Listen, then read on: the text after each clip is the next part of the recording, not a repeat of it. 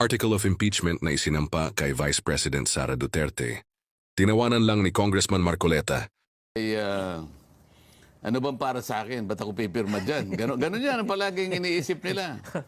At sa grapevine, kaya ko sinasabing grapevine, ay nasabi ko, naulinigan ko lang, yung mga nasasagap kong bali-balita. Mula dun sa mga nakadikit doon. Oo, sabi-sabi. na kapag ikaw ay pumirma, bibigyan ka ng karagdagang 100 million worth of projects. Worth of projects. Oo, at bukod pa dyan, meron ka pang X amount of AX at saka yung mga AKAP, yung mga yung pangkaraniwang ayuda na ibinibigay.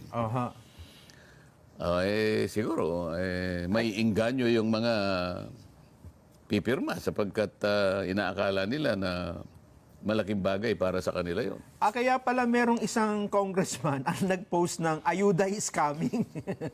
No, nabasa ko yun. Isa yatang congressman na taga Mindanao, Cagayan de Oro yata yun. Maliwanag na inamin niya, ayuda kanya is coming. At yung pagdating, dagsa talaga. Yun ang pagkakadescribe sa akin. Malibang bansa dahil sapagkat yun ay natapat dun sa araw na kung saan mag-a-adjourn kami. Kagaya na sinasabi ko, pangkaraniwan pagka-adjournment, meron ka namang pabaon. Parang nadoble yata yung pabaon Nelson. Pero ako, hindi ko na inaalala yun sapagkat patagal na akong wala. Sinabi ko naman sa iyo, tinanggal na ako sa lahat ng ganun. Itinuring nila ako na hindi na ako kasama. Na hindi na ako member ng House of Representatives.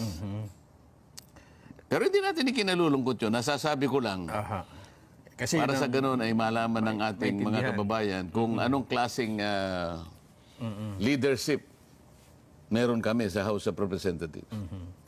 ang isa sa katanungan ko, 7 articles of impeachment ang isinampa eh. Hindi ito yung, kasi 3 yung nakaumang, hindi ba? May hinintay silang pang-4. Mukhang dito pinagsama-sama at may karagdagan. At ang number 1 sa articles na yon ay yung tungkol sa high crimes.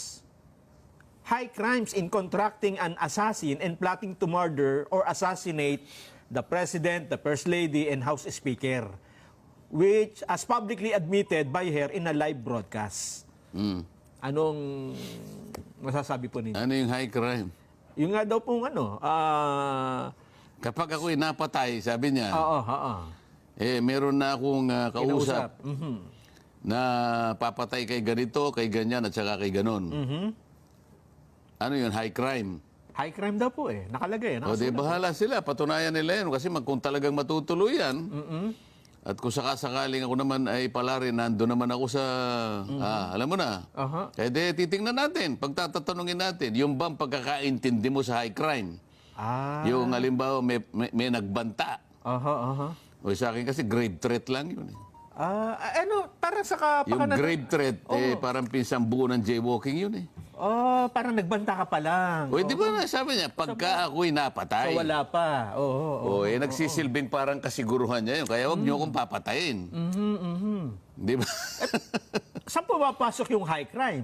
Bayon ko sa kanila. Ba't sa akin may tatanong yan? Hindi naman ako gumawa niyan. Anong mga halimbawa ng high crime dapat? Yung talagang pinatay mo. Ay, kamukha ng treason, yung mga ganyan. Sapagkat pinagkanulo mo na yung buong kapakanan ng bansa mo. Yan ang mga ganyan, yung mga high crimes. Pero kamo, nagsabi siya, kapag ako'y napatay, ipapapatay ko rin kayo. So para wala pa. Diba? Para sa akin, salita lang yun. Para sa akin, grave threat Kaya sinasabi ko sa'yo, pinsang buo ng, ng malicious mischief, ganyan. Oo nga. Ng jaywalking, bahala sila. Di ba? Sila magtatanggol niyan, no? Hindi silang magtatanggol. Silang magpo-prosecute. Ipatutunayan mo, sang-ayon sa mga ebidensyang dala-dala mo, na may high crime nga. Na meron nga ganyan. Kasi kailangan patunayan mo yun. Hindi mag-a-allege ka ng ganyan. Pagkatapos, baka mamaya, saka mamadali nila, nagamit nila yung high crime. Pagkatapos o sige nga, tingnan nga natin ang definition ng high crimes. crimes, Baka hindi mag-qualify ang ginawa mong article of impeachment. Yun ang number 1 ko. O baka sa mukha mo sumabog yan. Yung number 2 ay tungkol naman Hindi sa... ko pa nabasa lahat yan, ha? Ngayon ko lang naririnig yan. Binabasa. Wala kasi akong panahon basahin yan eh. Sabi nyo nga, storm in a teacup lang ito eh. Kaya ako nang nagbibigay sa inyo nung teacup ko. Pangulo na nga ang nagsabi eh. Tama. Hindi ba? Oo. Paano mabubuhay ang high crime? Pangulo na nagsabi, sa aking opinion, wala ikang kabagay-bagay lahat yan. Narinig din naman ng Pangulo yung mga ganong klaseng pangungusap mula sa Vice President. Opo. Pero sabi niya, yung mga bagay na pinag-uusapan ninyo, na nauuwi sa ganyan, sa aking palagay, ay wala ikang kahihinatnan yan. Marami tayong problema at mahati lang ang atensyon ninyo. Para saan yan? Wala, sabi niya, sa wala. O pagkatapos hahabi ka sa pamagitan ng iyong imahinasyon. Aba, may high crime dito. Ha? Kung yung mga, kasi meron silang isinama rito na, halimbawa, yung tungkol sa di umano ay pagkakaroon ng yaman, pero ang taon 2007 hanggang 2017, hindi pa siya Vice President eh. Pwede bang isama yon? Paano mong isasama yon? Ang kanyang pagiging Vice President, ang importante dyan, kaya siya naging impeachable. Yung mayor hindi ini-impeach. Ano? Yung konsihal hindi na-impeach. Ang senador hindi na-impeach. Congressman hindi na-impeach. Ang judge hindi na-impeach. Bakit isasama mo yung aligasyon tungkol sa kanyang pagiging mayor o kaya vice mayor? Wala akong makitang impeachable offense sapagkat pagka vice mayor ka o mayor ka, hindi ka impeachable officer. Opo. Hindi ba nila alam kung sino-sino lamang? Tinukoy naman ang saligang batas. Kung sino-sino lang ang pwedeng sumailalim sa impeachment. Distinguido po lahat yon. Kompleto yung listahan. Presidente, Vice President, Ombudsman, mga commissioner ng ating constitutional commissions. Tatlo yon eh. Civil Service, COMELEC, COA, ayan, at saka po yung mga maestrado Ng Korte Suprema. ng Korte Suprema. Yan lang po ang mga impeachable officers. Wala na po. Wala na. Kung ilalagay mo dyan, yung inaakala nilang ebidensya nung siya'y mayor, napakalayo naman nata nun. Yan ba yung pinagsikapan nila? Napatagal-tagal. Dalawa po yan eh. Yung mayor pa siya eh. Yung sa SALN at yung sa Davao Death Squad. Huwag na natin pag-usapan yan. Meron pang isa Walang akong- kakwenta-kwenta. Ano pa? Eto pa. Natawa rin ako dito eh. Ikaw lang, natatawa ka na eh.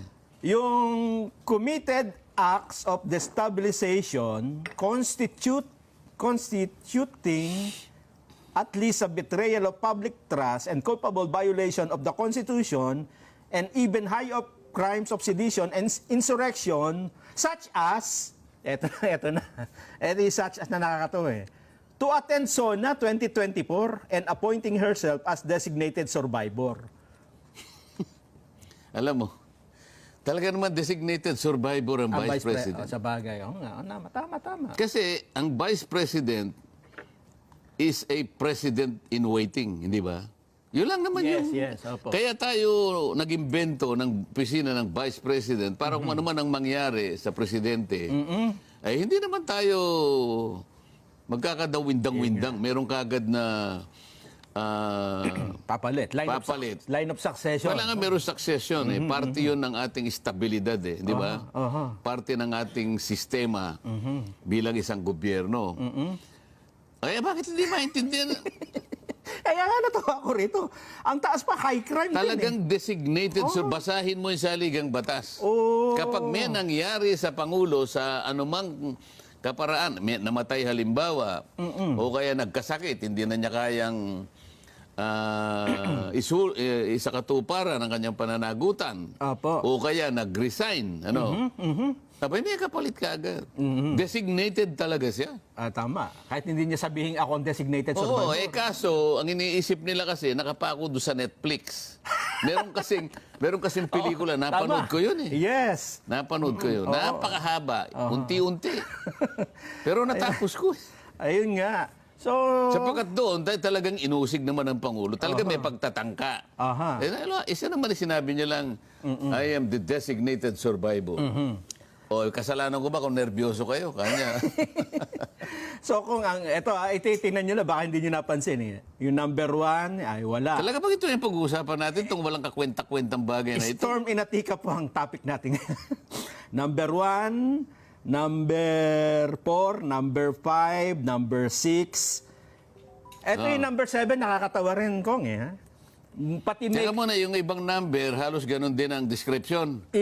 yun ang, kasi yun ang mas nakita kong pero Na destabilization. yung parang may ano to eh, yung ihuhuli ko, yung parang ito lang ang pwedeng may basihan. Ha? Dito muna tayo sa mga nakakatawa. Ito kasama makeup nito ng Vice President tsaka lipstick, Kong eh. Pakinggan nyo mabuti ha, kung ba't ko nabanggit. Totality of the Vice President's conduct. Profanity. Totality.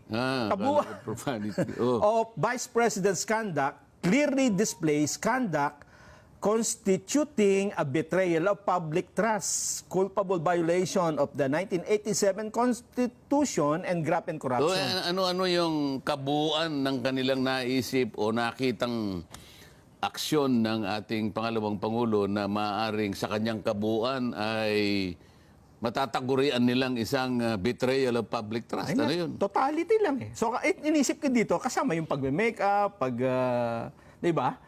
Sinabi niya totality. So, from head to toe ito. Kong. Hindi, siguro ibig nila sabihin, magmula lahat ng kanyang mga pinagsasabi, Lahat ng ginawa niya. Lahat ng ginawa niya na maaaring hindi nila Aha. nagustuhan at lahat ng ito'y inakala nila na kapag ka ito'y pinagsama-sama mo, Oho. ay sa kanyang kabuuan ay talagang destabilization plot. Halimbawa, ano ba yung ginawa niya? Nakalagay ba dyan? Hindi eh. Pwede bang gano'n? Napaka-general na totality? Ang Tatanungin ko nga sila, di ba? Pag nandun na ako, senator judge ako, di ba? Ay, sinasabi ko. Tama naman. Dadalhin niyo ako doon di ba? Kaya nga ngayon, takot na takot siya kaya. Kinakailangan hindi makalusot manalo. siya. Bantayan niyo yung isang yan. Delikado tayo dyan. Aha. Di ba? Yes. So, 5 na po yan. Ha? Yung sinabi ko kanina, una yung assassination, di umano, SALN, DDS. Dinescribe ba kung paano yung assassination plot? Sinabi ba? Yun lang eh. Yung sinabi lang na as publicly admitted by her in a live Oo nga, broadcast. sinabi niya lang, pag ako'y napatay, Yun lang. meron na po akong kausap para patayin po kayo. Kayo, tsaka kayo. Di ba? Yes. Pero, nandun ba, nakadescribe ba yung pamamaraan, Wala yung eh. plano? Wala po. Kung paano niya isa sa katuparan yung inaakala nilang pagbabanta sa buhay. Ha? Nakalagay ba? Banta lang ko eh. Ay, palagay ko, sa akin, grave threat lang yan. Grave threat Sinasabi nga. ko sa'yo. Hindi ko sinasabing hindi krimen sapagkat meron tayong parusa sa grave threat, Pero yung high crimes, pero hindi siya yung- pasok siya doon. High crimes. Yung grave threat kasi, kung minsan patatawarin ka ng piskal di ba? Sa bagay, oh. Oo. Pero pinag-uusapan natin dito, high crime. High crimes nga eh. Katumbas nung, alam mo pagka yun inisa-isa mo, di ba? Betrayal of public trust. Aha. Treason, mga ganyan. Graft and corruption and other high crimes. Oho. Di ba?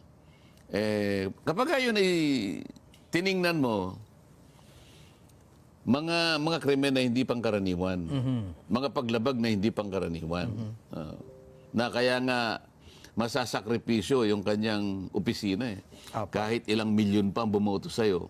Kasi yung katapat ng impeachment, sisirain mo, aalisan mo ng paano ba natin kasi naboto siya na Vice President, 32 million votes. Aha.